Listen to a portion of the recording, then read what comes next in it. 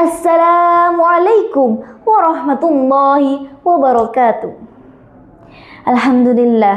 Alhamdulillahilladzi aujaba alaina bi ihsan wa ikram bil alami yuharraba alaina bil quluwati fi dinil Islam. Assalatu wassalamu ala sayyidina Muhammadin khairil imam wa ala alihi wa sahbihi sabiqina bil iman.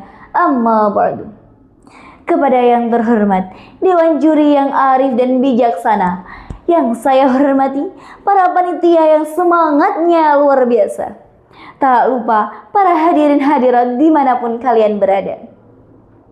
Pertama-tama, marilah kita panjatkan puja dan puji syukur atas kehadirat Allah Subhanahu wa Ta'ala yang telah melimpahkan rahmat taufik hidayahnya kepada kita semua, sehingga kita dapat berkumpul, bermuajahah dan bermujalasa dalam keadaan sehat walafiat.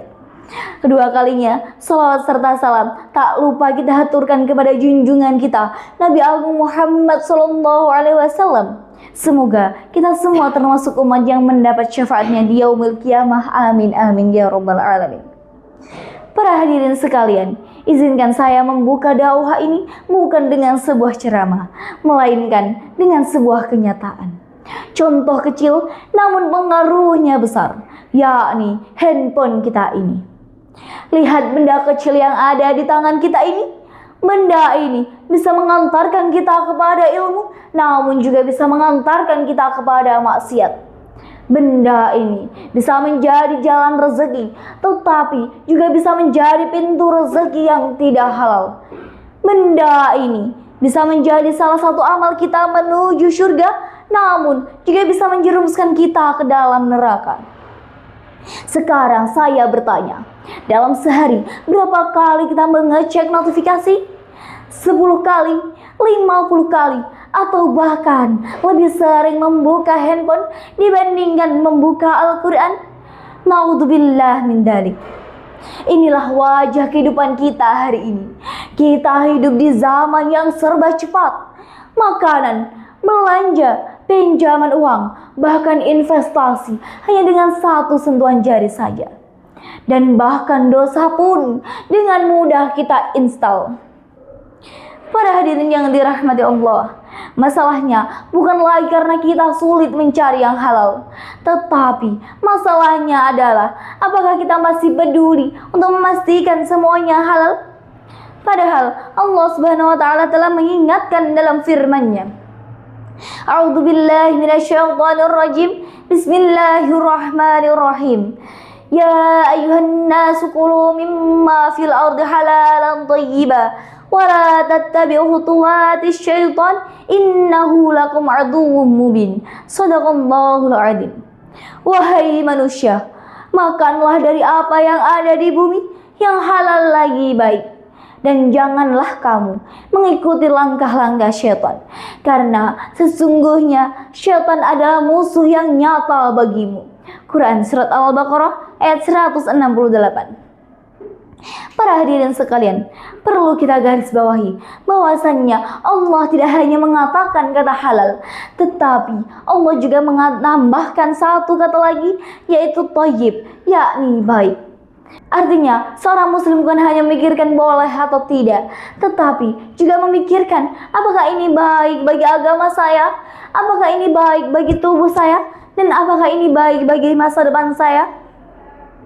Para hadirin rahimakumullah, Bank Indonesia melalui Survei Nasional Literasi Ekonomi Syariah 2025 mencatat bahwa indeks literasi ekonomi syariah masyarakat Indonesia berada pada angka 50,18% saja. Artinya, kira-kira baru separuh masyarakat muslim yang memiliki pemahaman ekonomi syariah yang baik. Di sisi lain, Badan Penyelenggaraan Jaminan Produk Halal menyampaikan bahwa kesadaran masyarakat terhadap produk halal terus meningkat, sehingga sertifikasi halal semakin menjadi kebutuhan pasar. Ini menunjukkan satu hal, kesadaran tentang halal mulai tumbuh, tetapi tantangannya juga semakin besar.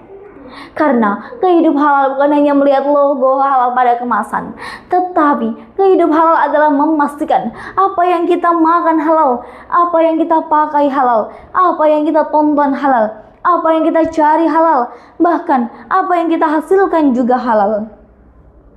Imam Al-Ghazali dalam kitab Ihya Ulumuddin mengingatkan bahwa memakan makanan halal merupakan dasar diterimanya ibadah dan bersihnya hati. Sebab hati yang dibangun dari sesuatu yang halal akan lebih mudah mendapat hidayah. Para ulama juga menambahkan sebuah mafhudzat yang sangat indah, yakni man zara'a hasada.